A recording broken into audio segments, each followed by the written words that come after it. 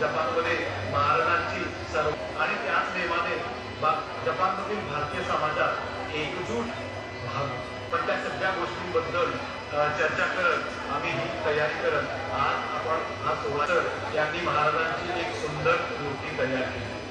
त्यानंतर 15 जानेवारी स्वराज रथयात्रा सुरू झाली आणि ती भारतामध्ये 13 राज्ये 50 पेक्षा अधिक शहरे या सोहळ्यानंतर ही मूर्ती जपानला येत आहे। 8 मार्च 2025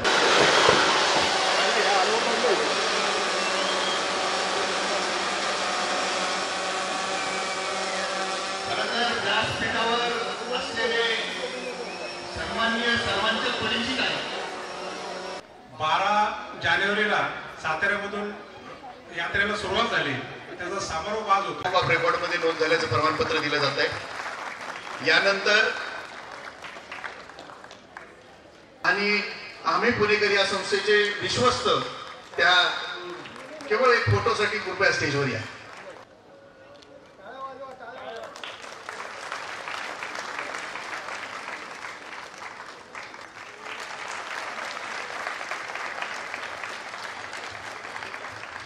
या नावात, या चित्रात, या रंगात छत्रपती शिवाजी महाराज की। यानंतर एक आंतरराष्ट्रीय दर्जाच्या कलाकार आहेत ऐश्वर्या गंगवाल।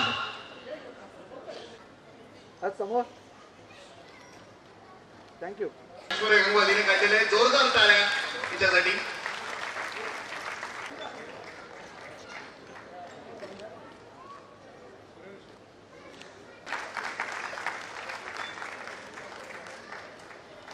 आम्ही पुणेकर संस्थेच्या वतीने आता हे जे स्मारक आहे आता आपण बघतो छत्रपती शिवाजी महाराजांचा 8 मार्च रोजी जपानची राजधानी टोकियो इथं याचं लोकार्पण होणार आहे।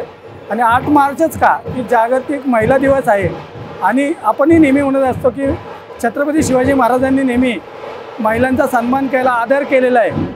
तर त्यांची पहिली जी गुरु होती ही त्यांची जिजाऊ ही माता होती आणि त्या मातेचा दिवस आपण त्या दिवशी साजरा करतोय, जागतिक महिला दिवस। हा जो आता 8500 किलोमीटरचा प्रवास करून ही यात्रा शिवस्वराज्य यात्रा आज पुण्यात आलेली आहे।